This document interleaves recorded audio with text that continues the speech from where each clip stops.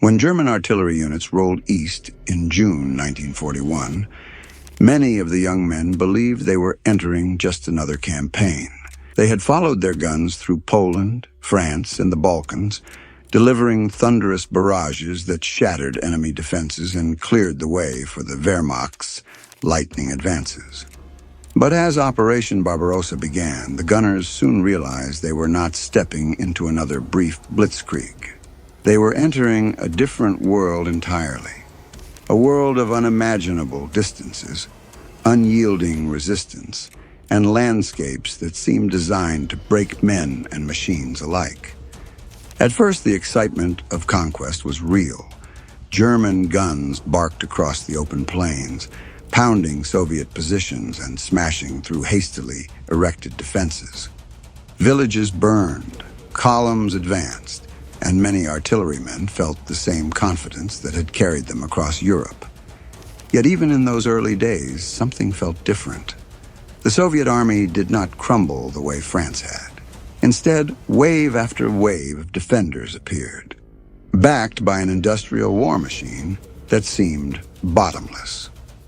Every time German gunners thought the fight was over, another line of Soviet troops emerged from the forests, fields, or the ruins of smoldering towns. The vastness of the land was staggering. For men used to fighting across the compact terrain of Western Europe, Russia seemed endless, step after step, horizon after horizon. Supply convoys struggled to keep up with the pace of advance, and artillery crews often found themselves waiting for ammunition in the middle of nowhere, surrounded by an ocean of grass or mud. The distances also meant that once guns were in place, they often had to be hauled forward again and again, exhausting both men and the horses that dragged the heavy pieces. And yet the psychological shift was the most striking. German soldiers spoke of entering an unending nightmare, where the sheer size of the Soviet Union seemed to swallow them whole. Instead of quick victories, they faced an enemy that refused to die, a land that resisted every shell and bullet. The gunners, who had once prided themselves on precision and efficiency, began to feel as though they were hurling steel into a void that swallowed men, machines, and hope alike. The Eastern Front was not simply a battlefield. It was an abyss, and those who served behind the guns were about to discover just how merciless it could be. By the end of 1941, the dream of a quick victory had shattered. German artillerymen found themselves trapped in the Russian winter, a season unlike anything they had ever endured. Temperatures plunged to 40 degrees below zero. Oil froze in gun mechanisms, breeches jammed, and shells stuck fast to men's fingers if handled without gloves. Horses, the backbone of artillery transport, collapsed in the snow by the thousands, leaving guns stranded and crews forced to drag supplies by hand. The uniforms issued to most soldiers were laughably inadequate. Thin wool tunics offered no protection against the icy winds sweeping across the steppe. Frostbite claimed toes, fingers, and entire limbs. Soldiers wrote in letters home that the cold felt like a weapon wielded by the land itself, an enemy more merciless than the Red Army. Many froze at their posts, still clutching the levers of silent guns that could no longer fire. Food was scarce. Supply lines broke down as railways froze and trucks stalled in the snow. Crews gnawed on frozen bread so hard it chipped teeth. Soup froze solid in bowls before it could be eaten. Fuel was burned not just for engines, but for survival. Campfires in pits dug beside the artillery pieces, desperate attempts to thaw out equipment and men alike. And yet, the Soviets attacked. Even in the depths of winter, waves of Red Army soldiers and tanks pushed forward, and German gunners had no choice but to man their weapons, despite frozen hands and failing bodies. Each barrage became an act of agony, loading shells into guns that creaked and groaned in the ice. For many German artillerymen, that first Russian winter left an indelible scar. It was no longer just a war of men and machines. It was survival against a climate so brutal it seemed determined to bury them alive. When spring came, relief was short-lived. Snow and ice melted into seas of mud so deep that entire guns and wagons were swallowed whole. German artillerymen cursed the Russian Rasputitsa, the season when roads turned into rivers of sludge. Trucks spun uselessly in the muck, horses collapsed in exhaustion, and men sank to their knees trying to drag ammunition forward. Entire batteries became stranded, unable to move forward or retreat. The mud was more than an inconvenience. It was a death sentence. Immobilized guns meant vulnerable positions. Soviet counterattacks struck artillery units stuck in place, and with no way to reposition, many crews were wiped out where they stood. Shells and food piled up miles away, unreachable because of bogged-down transport. Men starved beside their silent guns, watching the land consume both man and machine. Then, just as the ground began to harden, summer delivered its own torments. Dust rose in choking clouds, filling lungs, clogging weapons, and coating everything with grit. The heat baked artillery crews inside their helmets and uniforms, and insects swarmed relentlessly. Mosquitoes, flies, and lice feasting on men too exhausted to fight them off. Dehydration was constant, with water sources often fouled or too far away to reach under fire. The extremes of the Russian climate became as much a part of the battle as Soviet shells. Men joked darkly that they were fighting three enemies: the Red Army, the mud, and the weather. In truth, there was nothing funny about it. Every season seemed to bring a new kind of misery. If the winter froze their bodies, the spring swallowed their guns, and the summer scorched the very life out of them. For German artillery crews, the Eastern Front was not just a battlefield. It was a crucible where nature itself conspired with the enemy to break them down piece by piece. Even the most disciplined artillerymen were powerless without supplies, and on the Eastern Front, supply lines were stretched to the breaking point. Ammunition, fuel, and food had to travel hundreds of miles along railways that were constantly sabotaged, or simply too short to cover the vast distances. Trucks broke down in the mud, and horses, vital for hauling heavy guns, died in staggering numbers, leaving crews stranded with weapons they could neither move nor fire. Artillery units that once prided themselves on precision bombardments now faced the grim reality of rationing shells. Crews might be ordered to hold fire even under attack, saving ammunition for critical moments that never seemed to come. Some gunners resorted to using captured Soviet weapons, often without proper training, simply because their own guns lacked shells. Others were forced to cannibalize damaged guns for spare parts, cobbling together whatever could still fire. Hunger became as constant as the sound of war.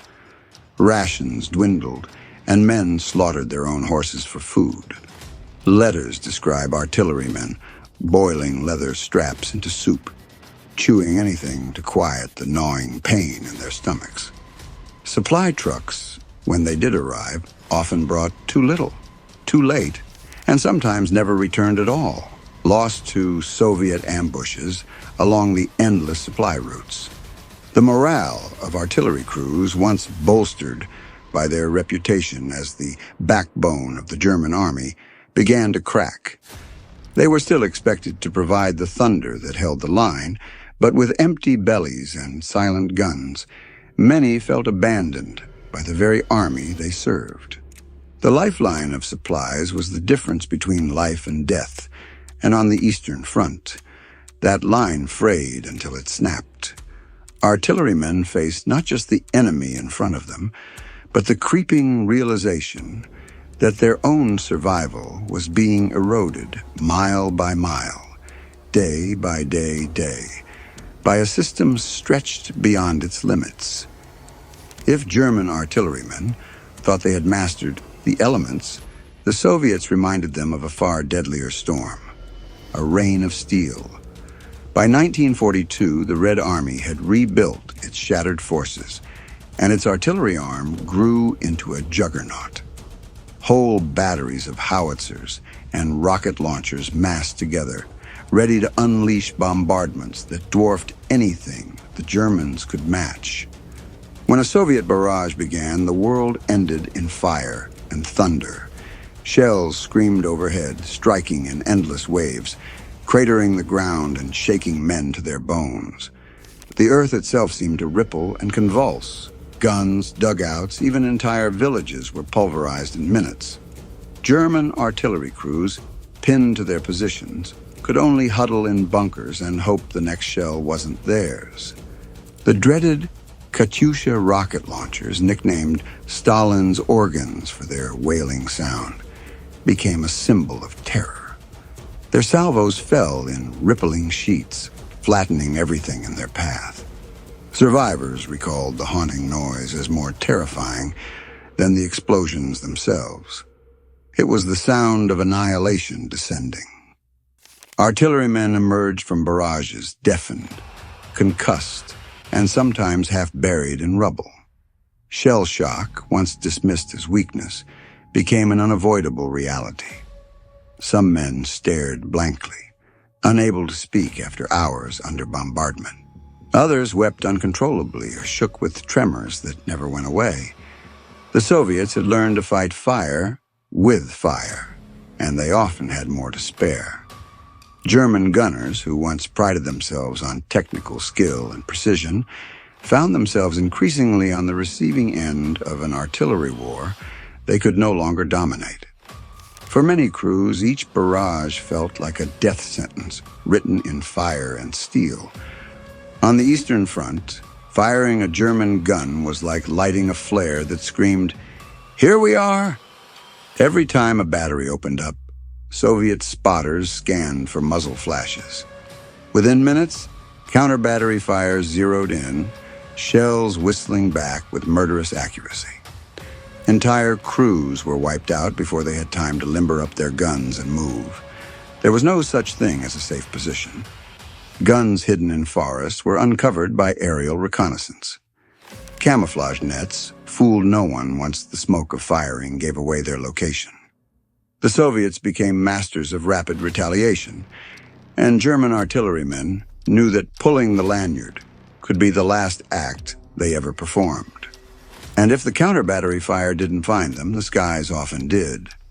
Soviet aircraft, Sturmovix armed with cannons and rockets, roared down on artillery parks, tearing through crews with terrifying precision. Men who had trained to duel enemy gunners now found themselves helpless beneath a rain of steel from above. Shrapnel from aerial attacks shredded tents, smashed caissons, and turned neatly stacked shells into bombs waiting to detonate. Many artillerymen lived with the constant tension of knowing that nowhere was safe. Even rest positions behind the lines were vulnerable.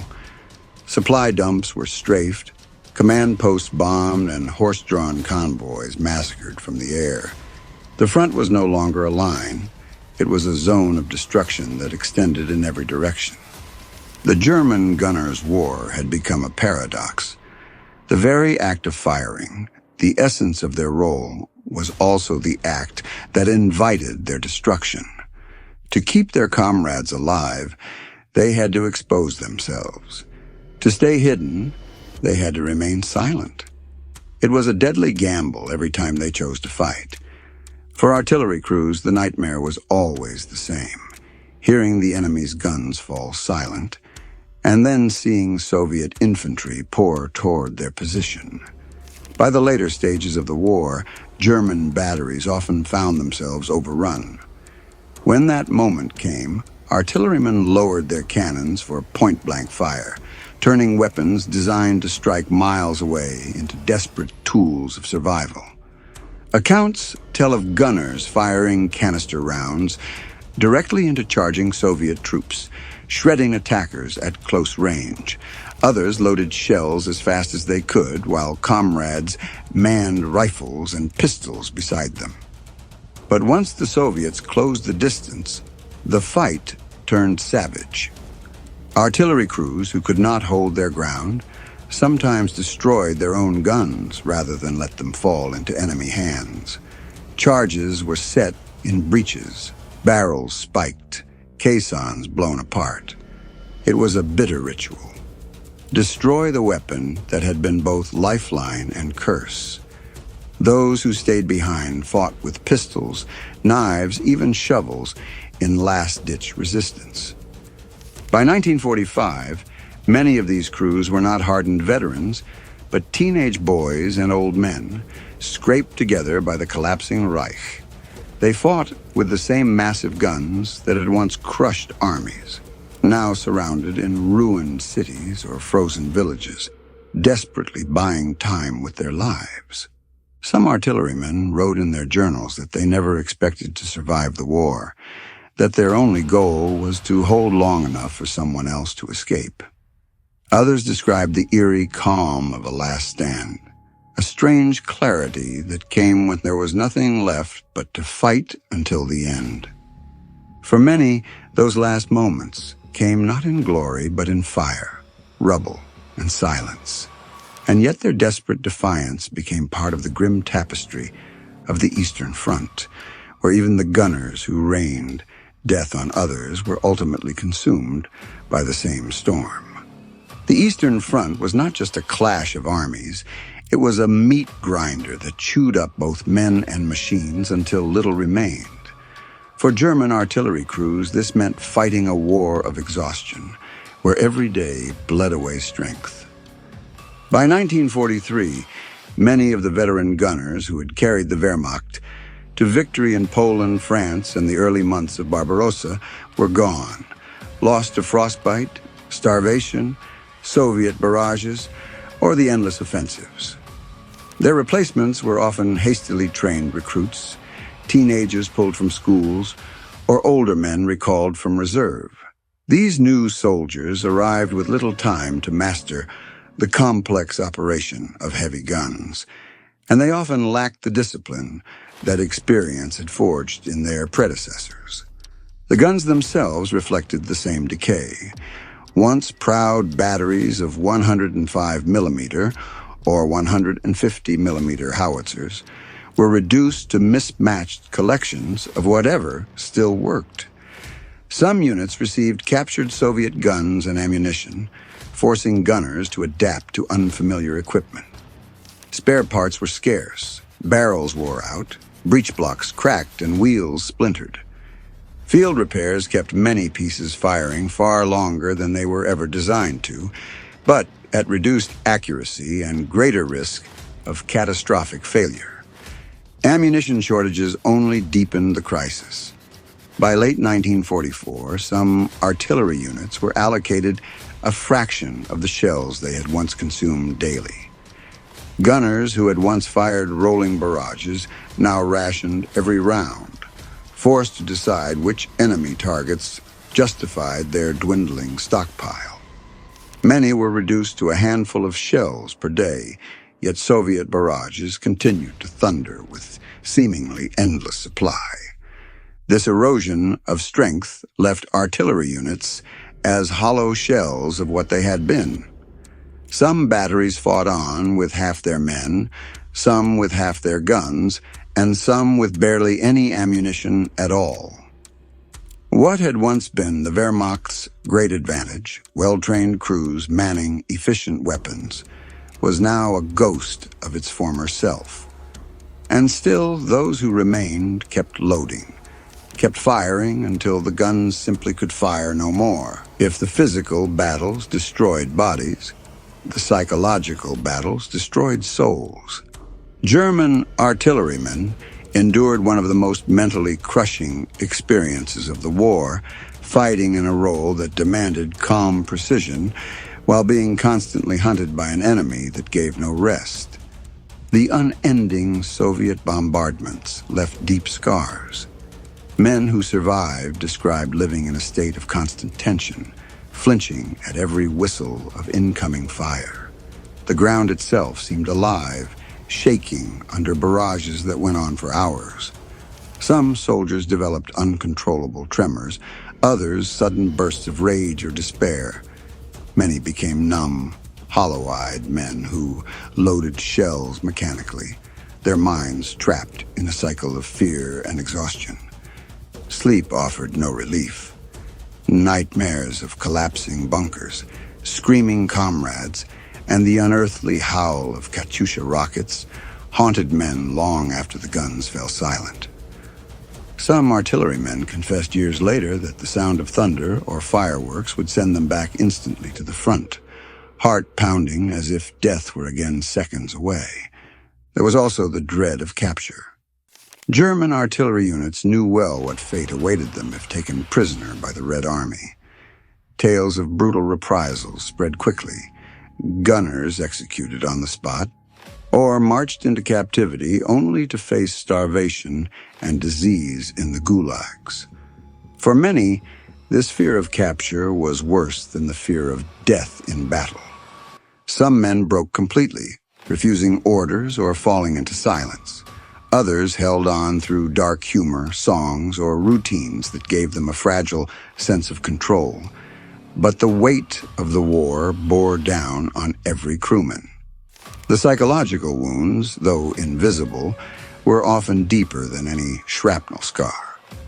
Long after the war ended, survivors carried the echoes of the barrages inside them, living proof that not all damage of war can be seen. By 1945, the once mighty artillery arm of the Wehrmacht was a shattered remnant. In the ruins of Berlin, crews manned their guns to the last, firing until barrels split and breech blocks jammed. Teenagers, factory workers, and elderly men were pressed into service, ordered to hold back the Red Army with weapons they barely knew how to use. Many died at their posts, their guns surrounded by rubble and corpses. In those final battles, artillery units no longer fought to win. They fought simply to delay the inevitable. Soviet guns and rockets answered with overwhelming firepower, burying German positions under tons of steel. Survivors described Berlin as a city where the ground itself roared day and night until no stone stood untouched. For the last gunners, each shell they fired felt like an act of defiance against fate itself. Those who survived often met no better end. Captured crews were marched east into captivity. Thousands never returned, dying of hunger, cold, and disease in Soviet camps. The few who lived to come home were shadows of themselves, haunted by frostbitten winters, seas of mud, and the endless thunder of their own weapons.